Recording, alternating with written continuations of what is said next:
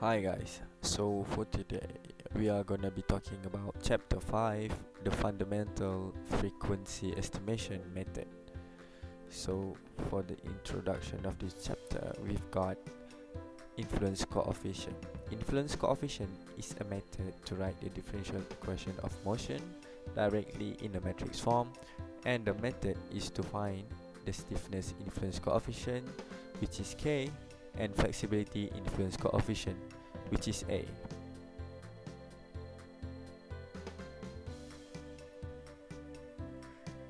So we're gonna be going through the stiffness influence coefficient. So for the diagram shown below, the A diagram shows the force acting on the body of the mass, which include point I and point J. So as for diagram at B, shows the free body diagram of the masses with forces acting on the body. So the stiffness influence coefficient K, meaning the force at point I due to a unit displacement at point J when the other unit are fixed. Thus, the force at point I is obtained by finding the equilibrium of forces at that point. Therefore, the summation at point I is as given.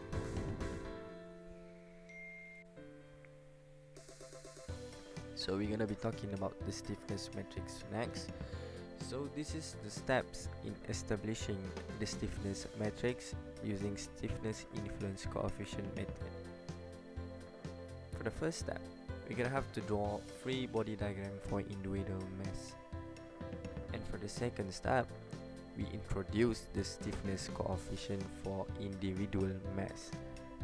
Is a force and mark its direction along the selected displacement of the mass. For the third step, apply a unit displacement for mass 1, such as x1 equals to 1, while the rest, x1 and x2, remain as 0. For the fourth step, we establish the equation from the resultant of forces.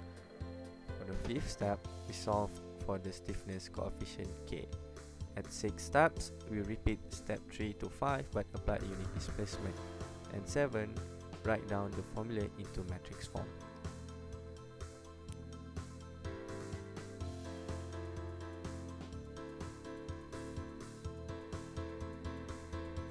So for the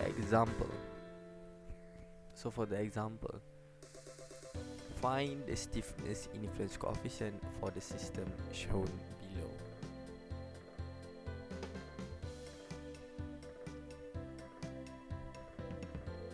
So in this case, we're gonna have to be using the first case, which is case 1. We're gonna have to set the displacement of mass 1 equals 1, x1 equals to 1, while the rest is equal to 0, which means x2 and x3 is equals to 0. So the given diagram below shows that the forces and the free body diagram of all the forces acting on each of the masses, mass 1, mass 2 and mass 3. So we have to obtain the equilibrium of forces for each mass. So we could conclude the equilibrium of forces for mass 1 as given, and so as for mass 2 and mass 3, the equilibrium of forces is as shown and given.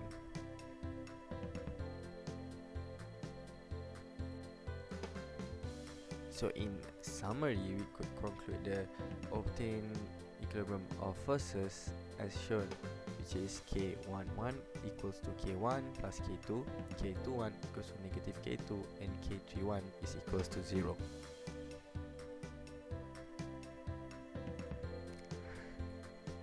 So for case 2, we have to set the displacement of mass 2 equals to 1, while the rest equals to 0, which is x1 and x3 is equals to 0. So this is the given diagram for our case 2.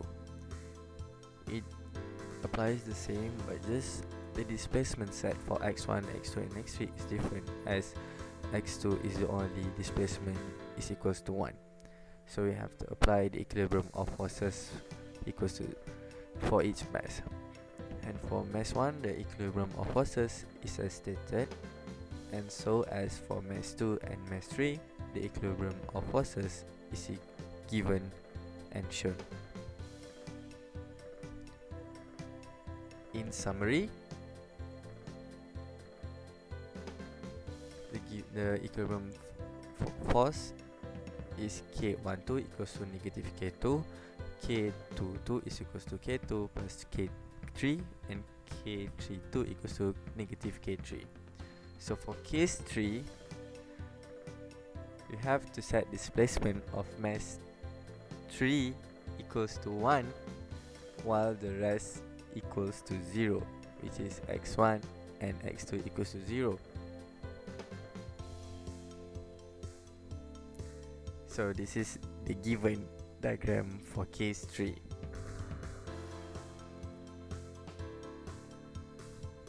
We have to apply the equilibrium of forces for each mass. So for mass 1, this is the given equilibrium of forces, and so as for mass 2 and mass 3, the equilibrium of forces are as shown and stated.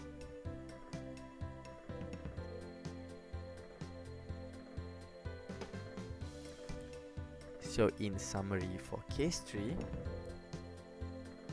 K13 equals to 0, K23 equals to negative K3, and K33 equals to K3.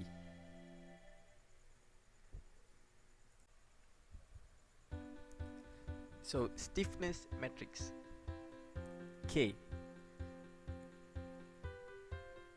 So as for the given question earlier, we found out that there are 3 different displacement applied. Therefore, we are using a 3 times 3 matrix. So as we can conclude, these are the metrics that we found based on the given question earlier.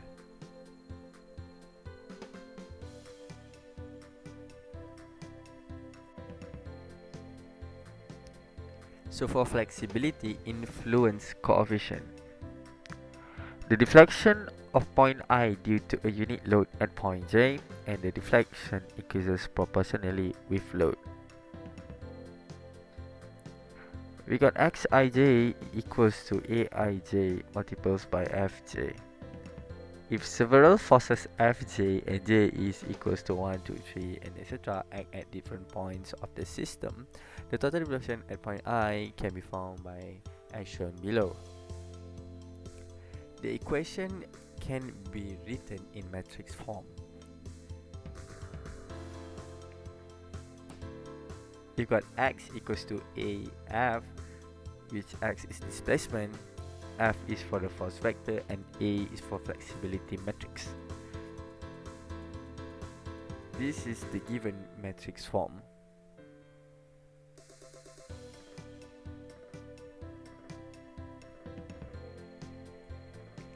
Okay, as for the example, for flexibility influence coefficient, we're gonna have to find the flexibility influence coefficient of the system shown in the figure below. And as for the solution as the given question before, we obviously have to draw out the free body diagram and list out all the forces acted on the body. So for the solution, we are going to be using case 1 for the first solution, and we're going to have to let the force on mass 1 is unity, which is force 1 is equals to 1. So we have to find the equilibrium of forces for each mass, and as for mass 1, mass 2 and mass 3, the equilibrium of forces for each masses is stated and shown as below. And we have to solve for the simultaneous equation yield, and we got A11 equals to 1 over K1, A21 equals to A over K1, and A31 is equals to A3 over K1.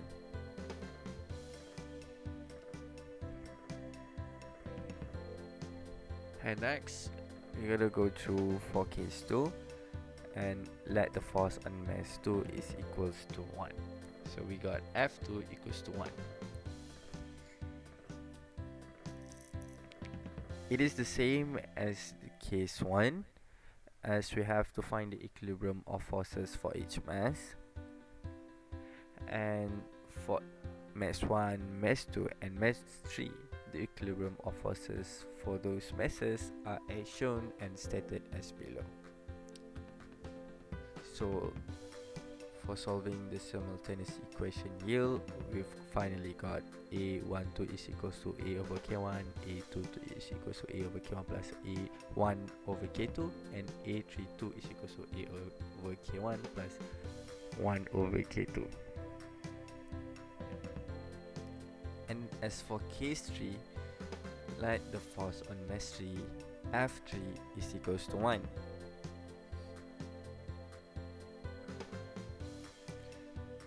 And the same procedure, same step is repeated, where we have to find the equilibrium of forces for each mass. The equilibrium of forces for each mass is stated and given as shown.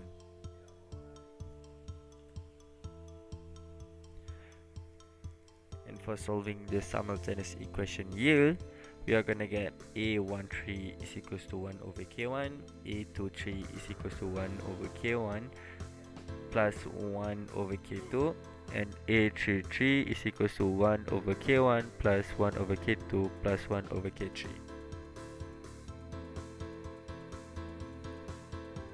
And finally, we're gonna have to do the A equals to K to the power of inverse 1 and be using the matrices form. So finding the inverse of a matrix. Inverse of a matrix is an alternative way to obtain the flexibility influence coefficient, but you need to know the stiffness matrix K in advance. The inverse for matrix K is given by K to the power of -1 and equals to A dj K over K.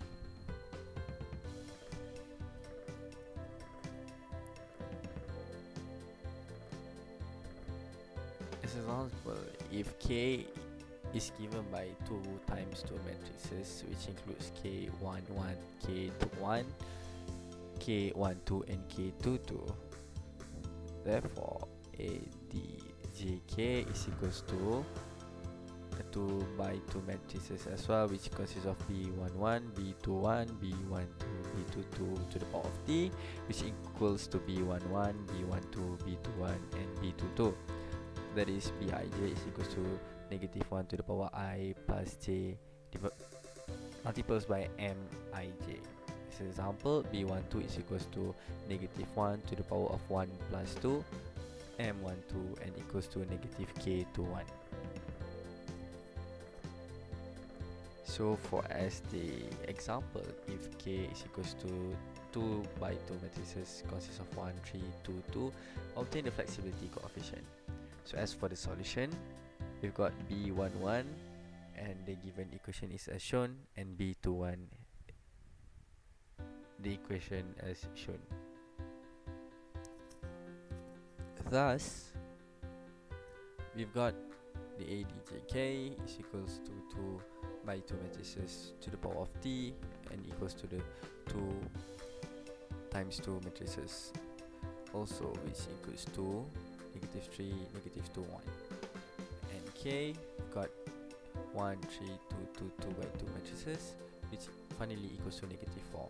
And finally, you'll get the answer for K, which resulted to -1 over 4 will be multiples by 2 by 2 matrices, which includes 2, -3, -2 and 1, which will finally resulted to -0.5, 0.75, and as shown below.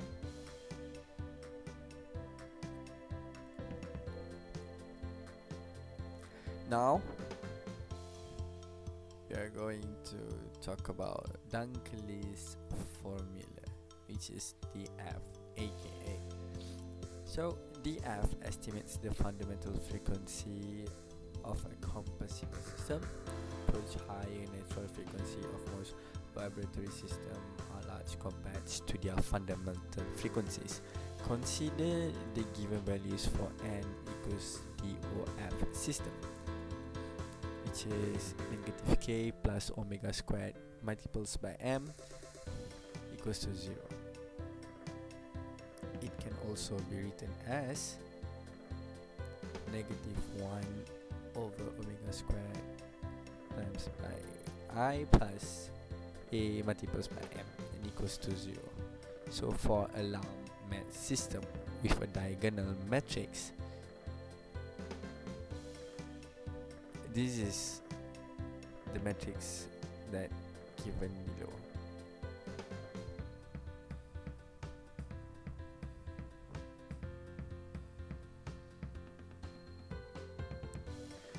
And that is the 3 by 3 matrices equals to 0. The expansion of the above equation and further simplify it, because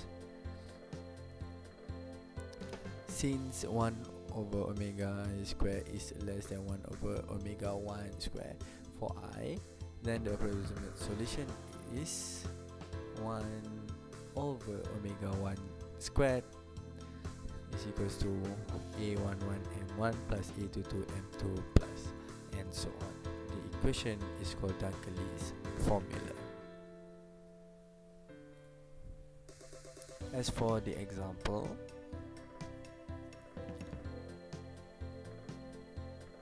we've got a simply supported beam with two masses, which at mass 1 equals to 20 kg and mass 2 at 60 kg. This is by far the most commonly asked question in any exams. So you have to estimate the fundamental frequency using Dunkel's formula. So as for the solution, we use the flexibility matrix with Aij is equals to 1 over Al multiplied by 2 by 2 matrices, which resulted to the answer of omega 1 is equals to 28.03 radian per second.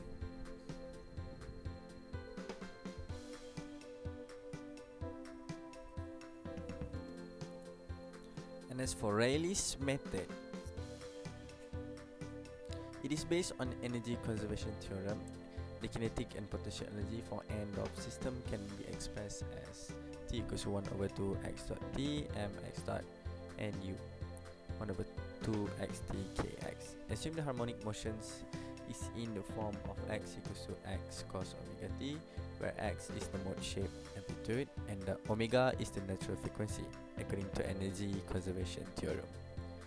If T max is equal to 1 over 2 x T m x omega square and U max is equal to 1 over 2 x T kx, then the T max is equal to U max, which resolve into the same equation, and we're gonna be obtain the frequency term as omega squared is equals to the given. And as for the example, we have to estimate the fundamental frequency of vibration of the system. Now for the solution, first thing we're gonna have to do is to draw an FPD for the system and apply Newton's law of motion. For mass m1, we have derived mx double dot 1 plus 2 kx1 minus kx2 is equals to 0, and same goes for mass 2 and mass 3. We have to draw FPD and applies our the force included. Therefore, the stiffness and mass matrix is obtained as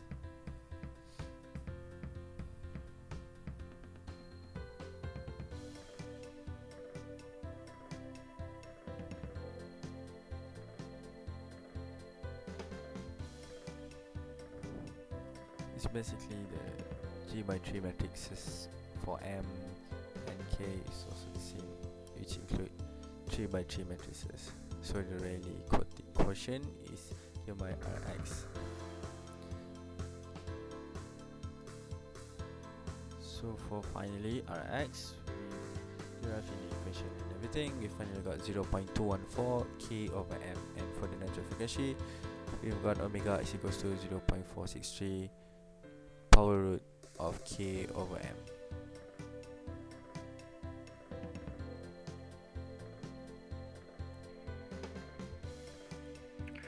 And finally, we're going to be covering a Fowlerly method involving beam deflection. Okay, the fundamental frequency of a beam can be estimated by assuming the beam or shaft is represented by series or lump masses. Thus, we may assume that the beam or shaft deflection is in Y1, Y2, Y3 are due to loads, which consists of M1G, M2G, M3G, and so on. So, the kinetic and potential energy on the beam is given by U max equals to 1 over 2G, M1Y1, and so on. As for T max is 1 over 2 omega squared, M1Y1, and so on. Equating these two equations yield the fundamental frequency of omega 1 is equals to the square root of G summation of MIY over summation of MIY squared. So as for the example, we have to calculate the first approximation to the fundamental frequency of lateral vibration for the system. And this is how we do it for the solution. The deflection due to 135 kg masses are calculated by using Y'1 and Y'2 and are resulted to both 1 over L 3.27 and 1 over 1 EL 2.89 simultaneously, and for the deflection due to 235 kg is shown for Y double prime. So the total deflection due to each mass is then calculated and pluses added, and the fundamental frequency is given for omega 1, and omega 1 equals to 0.031 square root of EL radian per second.